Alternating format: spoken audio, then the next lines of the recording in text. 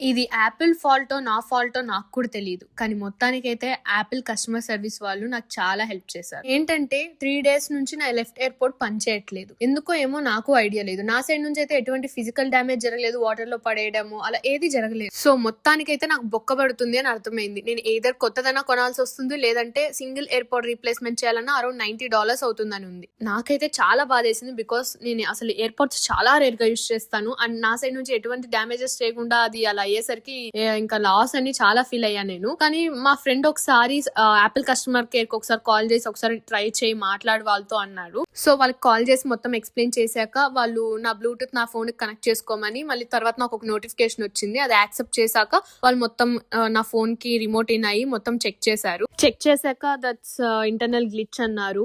ఇంకా వాళ్ళు ఇది కాకుండా ఇంకేమైనా ఇష్యూస్ ఉన్నాయా అని అడిగారు. యాక్చువల్లీ నా రైట్ ఎయిర్‌పోడ్ కూడా సరిగ్గా పనిచేయదు. సమ్ టైమ్స్ నాది నేను యూస్ చేస్తుండగా మిడిల్ లో ఏదో రోబోట్ మాట్లాడినట్టు రోబో వాయిస్ వస్తూ ఉంటది. నేను మళ్ళీ దాన్ని కేసులో పెట్టి మళ్ళీ యూస్ చేయాల్సి వస్తుంది. సో అది కూడా వాళ్ళకి చెప్పాను. సో వాళ్ళు ఏమన్నారంటే, ఓకే మేము మీకు ఒక ఎంటీ కిట్ మీ అడ్రస్ కి పంపిస్తాము, అందులో మీ ఎయిర్‌పోడ్స్ పెట్టి నియరెస్ట్ యూపీఎస్ స్టోర్ కి వెళ్ళి అక్కడ మాకు పంపించేసేయండి అని చెప్పారు. Will replace with new one or ఇదే ఫిక్స్ చేసి ఇమ్మంటారా అని అడిగారు. నేను నాకు ఏదైనా పర్లేదు అని చెప్పాను.